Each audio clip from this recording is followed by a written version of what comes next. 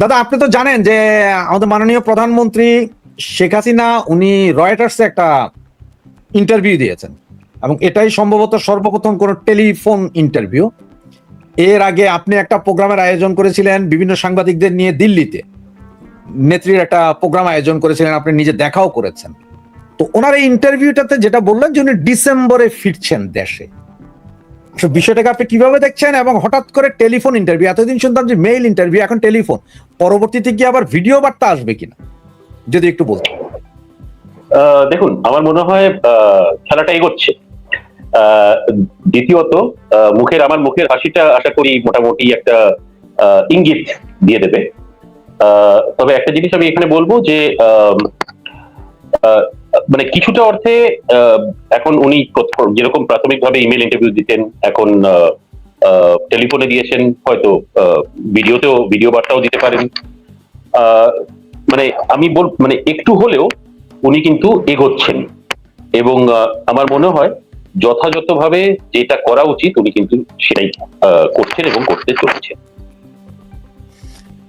দাদা, আপনি জাস্ট কয়েকদিন আগে, সম্ভবত 7-10 দিন আগে, আপনি ইউরোপিয়ান ইউনিয়নের পার্লামেন্টে এসেছিলেন, সেখানে বক্তৃতা দিয়েছেন এবং অনেক পার্লামেন্টের মেম্বারের সাথে যোগাযোগ করেছে, কথাবার্তা হয়েছে আপনাদের মধ্যে।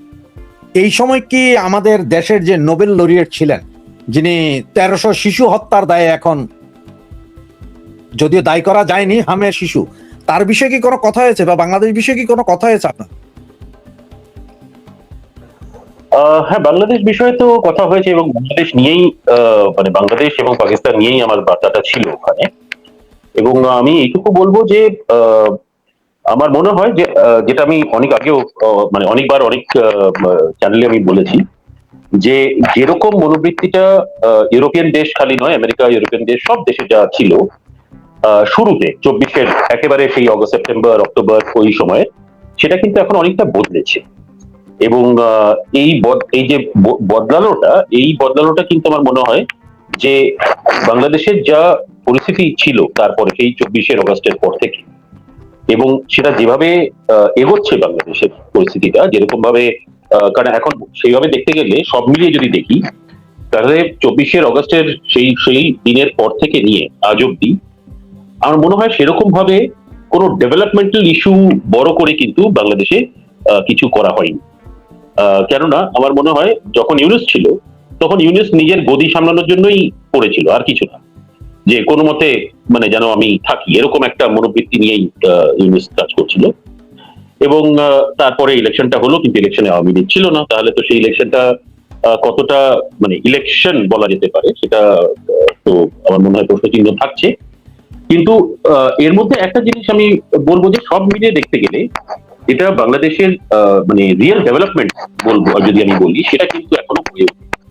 কেননা মানে আমি কোনো দলের পক্ষে কিছু বলছি না এখানে, আমি একটা সাধারণ ভারতীয় হিসেবে আমি যেটা দেখতে পাচ্ছি সেই হিসেবে আমি যদি দেখি, তাহলে আমি বলবো যে মানে শেখ হাসিনার সময়, উনি যখন প্রধানমন্ত্রী ছিলেন সেই সময় যেরকম ভাবে মানে ডেভেলপমেন্টের কাজগুলো হচ্ছিল এবং যেরকম করে দেশটা ডেভেলপমেন্টের দিকে এগোচ্ছিল, আমার মনে হয় সেটা কিন্তু অনেকটা পিছিয়ে গেছে।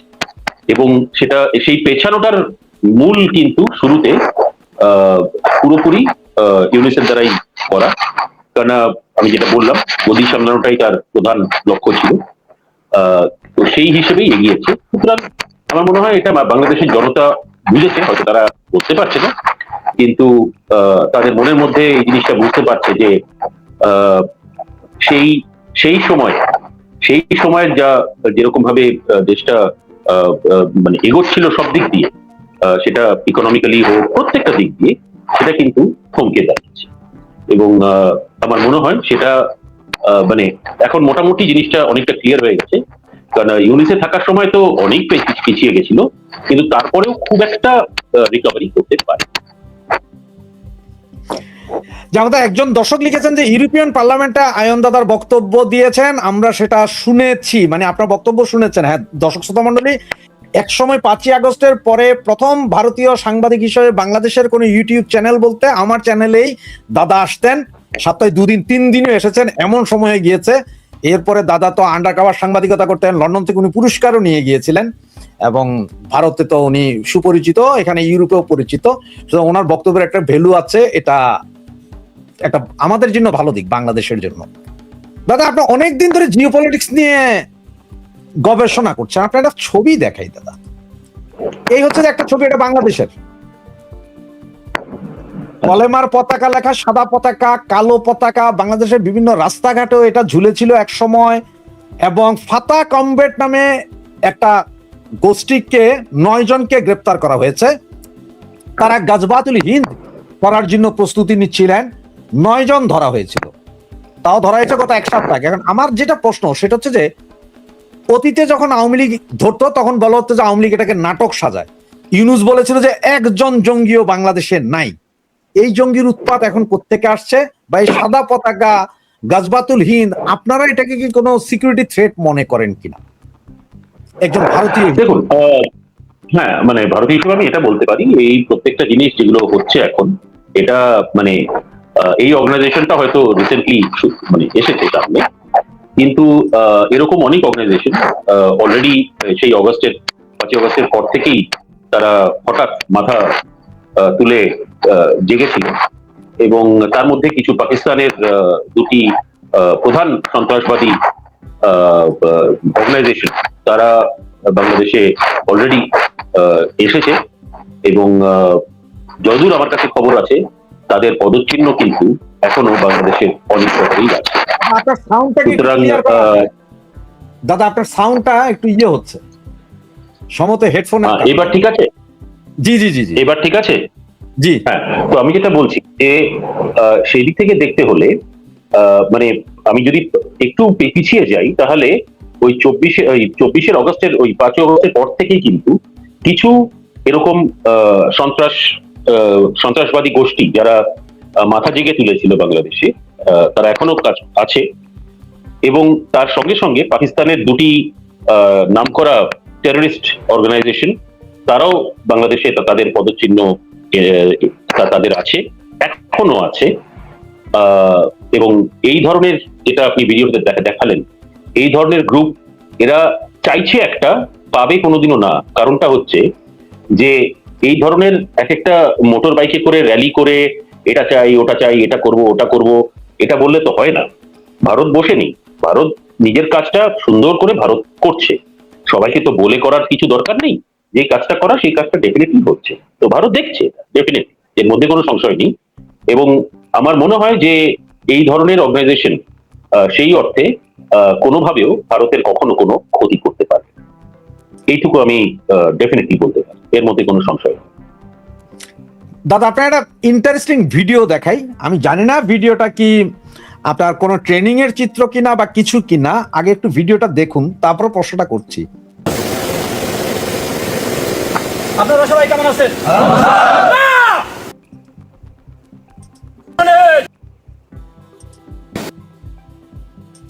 সবাই জানেন শত্রুর হানাদার বাহিনী। আপনারা সবাই কেমন আছেন? আমি ভালো নেই। আপনারা সবাই জানেন শত্রুর হানাদার বাহিনী আমাদের বাংলাদেশের প্রাণ কেন্দ্র, সবুজ দেশের প্রাণ কেন্দ্র, খনিজ সমৃদ্ধ এলাকা রংপুরকে দখল করে নিয়েছে। এই জন্য আমাদের রক্ত এখনো টকবক করতেছে। কখন আমরা বাংলাদেশের প্রাণ কেন্দ্রকে আমরা রক্ষা করতে পারবো, শত্রু মুক্ত করতে পারবো? কি ঠিক না? সবার বলে না?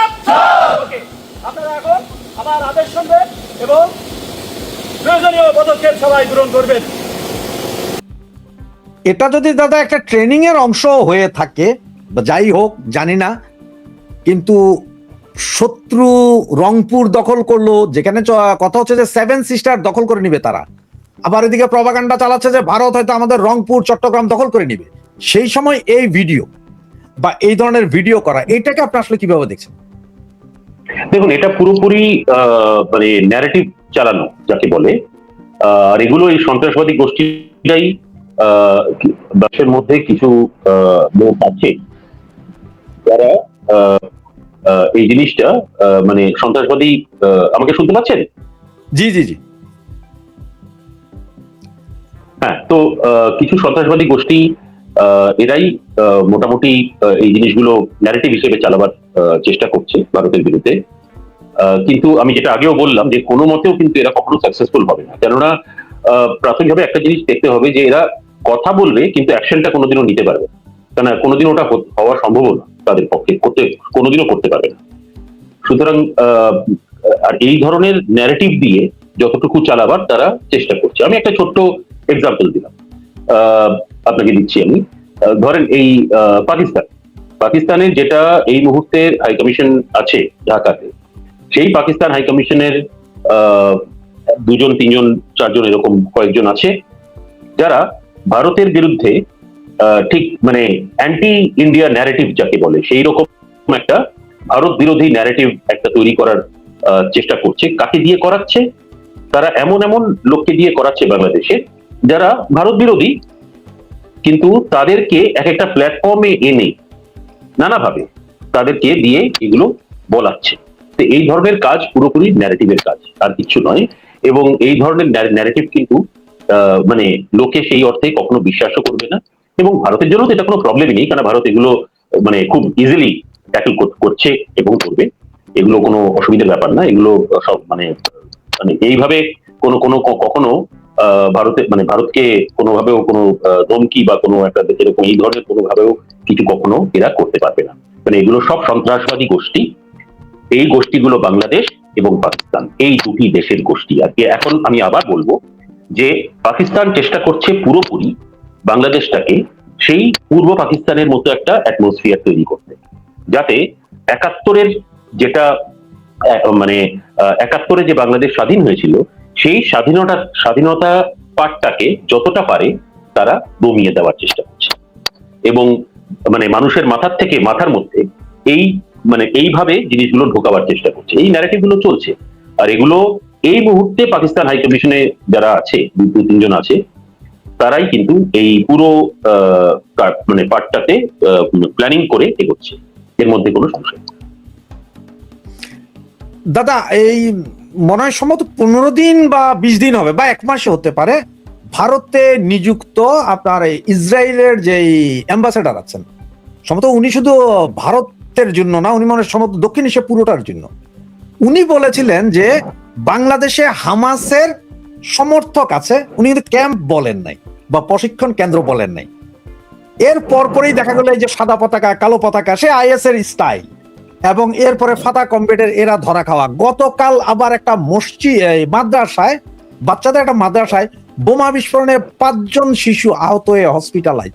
সবগুলো মিলে বা ওনার কথা, যে ইসরায়েলের যে অ্যাম্বাসেডার, ওনার কথা মিলে আসলে কি মনে হয়, বাংলাদেশটা কি পাকিস্তানের সাথে মিলে কি আসলে জঙ্গিবাদের দিকে যাচ্ছে কিনা? হ্যাঁ, আমার মনে হয় সেটাই, সেই দিকেই পাকিস্তান চেষ্টা করছে। কারণ পাকিস্তান এটা ভালো করে জানে যে কোনোভাবেও বাংলাদেশকে মানে কিছু না কিছু করে বাংলাদেশের যে ভারতের প্রতি সঙ্গে যে একটা সম্পর্ক ছিল এবং দুই দেশের যে একটা সুসম্পর্ক ছিল, সেটাকে কোনো যেন তেন প্রকারেণ ভাঙা। এবং এই জিনিসটা করার জন্য তারা নানাভাবে জিনিসটা চেষ্টা করছে। 1 নম্বর যেটা আমি বললাম আপনাকে, ন্যারেটিভ তৈরি করে। 2 নম্বর, এরা কিছু কিছু জায়গায় মানে এমন ভাবে ভারত বিরোধী এবং মানে আওয়ামী লীগ বিরোধী তো আছেই, কিন্তু ভারত বিরোধীও সাথে সাথে এমন ভাবে জিনিসটাকে তৈরি করা হচ্ছে যে মানে একটা ব্যাটলফিল্ডে পরিণত হবে বাংলাদেশ, এরকম এই ধরনের। কেন পাকিস্তানের তো কোনো মানে যাকে বলে যে তাদের কোনো এথিক্স নেই। সুতরাং তাদের কাজটা হচ্ছে ভারতের, ওরা জানে যে ভারতের নর্দার্ন সাইড বা ভারতের ওয়েস্টার্ন সাইডে ওরা মুখ তুলে তাকাতেও পারবে না ভারতের, সুতরাং চেষ্টাটা করবে ইস্টার্ন সাইড থেকে। কিন্তু তারা পুরোপুরি বিফল হচ্ছে। এই জন্য বিফল হবে কেননা কোনোভাবেও এরা যতই চেষ্টা করুক, ভারত জানে যে কোথায় কি করছে, কে কি করছে, সব এগুলো সব কিছু ভারতের কাছে আছে, মানে খবর হিসেবে তো আছেই, এর মধ্যে কোনো সংশয় নেই। এবং ভারতের সরকারের পক্ষেও আমার মনে হয় এই জিনিসগুলো পুরোপুরি ক্লিয়ার। এবং পাকিস্তান এটাই চেষ্টা করবে এখন যেন তেন প্রকারেণ যে তাদের আধিপত্যটা অন্যভাবে বাংলাদেশের মধ্যে থাকুক, এবং বাংলাদেশটাকে মোটামুটি একটা টেরার বেড, যাকে আমরা বলি টেরার বেড হিসেবে পাকিস্তান ইউজ করবে, এই ধরনের একটা মনোবৃত্তি নিয়ে পাকিস্তান এগোচ্ছে। বাংলাদেশের লোকেরা এটা বুঝতে পারছে না যে আজকে পাকিস্তান বলছে, হ্যাঁ ভাই মনে আছে তো সেই 71-এর আগে আমরা একসঙ্গে ছিলাম। এগুলো কি, এই ভাষাগুলো যেগুলো বলছে এরা, এগুলো মানে বলে না মিষ্টত্ব দিয়ে আসল কাজটা বার করা। তো ওই মিষ্টি মুখ করে কিছু বলে আসলটা হচ্ছে যে বাংলাদেশিদের, সাধারণ বাংলাদেশিদের, এদেরকে ইউজ করা, এদেরকে এইভাবে ইউজ করা যে এই জায়গাটা একটা হটবেড হয়ে দাঁড়াবে। এই যে আজকে আপনি কয়েকজন শিশু মারা গেছে সেই খবরগুলো দিলেন, এগুলো অত্যন্ত দুঃখজনক। কিন্তু আমি একটা কথা বলবো যে এটা শুরু, এটা আপনারা ট্রেলার দেখলেন ফিল্মের, এবং এইভাবে যদি চলতে থাকে তাহলে কিন্তু আসল ফিল্মটাও চলে আসবে সামনে, এবং সেই ফিল্মটা গিয়ে দাঁড়াবে যখন, তখন মানে এমন অবস্থা হয়ে যেতে পারে যদি এই টেররিস্ট গ্রুপগুলো সচল ভাবে বাংলাদেশে তাদের কাজকর্ম করতে থাকে, তাহলে কিন্তু বেশি দিন নেই, দেখবেন হঠাৎ একদিন সকালে সবকিছু চেঞ্জ হয়ে গেল। সুতরাং এই জায়গাটাতে আমার মনে হয় যে মানে ভারতকে, মানে ভারতকে নয়, বিশেষ করে মানে আমি বলবো মানে বাংলাদেশি যারা আছে তাদেরকে এই জিনিসটা বুঝতে হবে যে আমি কোনো পলিটিক্যাল পার্টির কথা বলবো না, কিন্তু তাদেরকে, সাধারণ জনতাকে এই জিনিসটা বুঝতে হবে যে তারা ইউজ হচ্ছে, তাদেরকে নানাভাবে পাকিস্তান ইন্ধন দিচ্ছে, মানসিক ইন্ধন যেটা আমরা বলি, সেই মানসিক ইন্ধন দিয়ে মানে যাতে এদের রূপটা বদলানো যায়। বাংলাদেশিদের যে মানসিক রূপ, যেটা ভারতের পক্ষে বিপক্ষে যেটাই আছে, সেটাকে পুরোপুরি বিপক্ষের দিকে নিয়ে যাওয়া। এবং এটা এই জন্য করছে কারণ এইভাবে করে তার, এটার মানে কি দাঁড়ালো, এটা মানে একটাই জিনিস দাঁড়ালো যে বাংলাদেশকে তারা ইউজ করবে অ্যাজ আ প্ল্যাটফর্ম। এটা খুবই দুঃখজনক কথা, কিন্তু আলটিমেটলি এইভাবে যদি সব চলতে থাকে, পাকিস্তান কিন্তু বাংলাদেশকে ঠিক একটা মানে ওই প্ল্যাটফর্ম হিসেবে ইউজ করবে ভারতের বিরুদ্ধে। এটাই তাদের লক্ষ্য, এটাই, এইভাবেই কিন্তু তারা কাজ চালিয়ে যাচ্ছে। কারণ রাওয়ালপিন্ডিতে বসে যারা এই কাজগুলো সামলাচ্ছে পাকিস্তানের হয়ে, তাদের কাছে প্রত্যেক সপ্তাহে একটা করে রিপোর্ট যায় যে কি কাজ আমরা বাংলাদেশে করেছি, মানে কি কাজ পাকিস্তান বাংলাদেশে করেছে, এইরকম ভাবে একটা রিপোর্ট যায়। সেই রিপোর্টটা পাকিস্তানের চিফ অফ ডিফেন্স উনিও দেখেন, এবং এইটুকু আমি বলতে পারি যে এই পুরো জিনিসটা যেটা আপনি বললেন, এটা কিন্তু একটা টেররিজম হটবেড হিসেবে দাঁড়াতে পারে। আর কোথায় আমরা এমন বাংলাদেশকে দেখছিলাম যেটা উন্নতির পথে চলছিল, এবং সেটা হঠাৎ যেন একটা ব্রেক লাগলো, এবং ব্রেক লেগে গাড়িটা কিন্তু ওখানে দাঁড়িয়ে নেই, গাড়িটা পিছিয়ে যাচ্ছে। এটাই বল। দাদা, এখন আমার আসলে আমাদের হেডলাইনের মূল প্রশ্নে আসি। এই যে আমাদের নেত্রীর দেশে ফিরা, উনি তো ডিসেম্বরে আসবেন বললেন, এমনও হতে পারে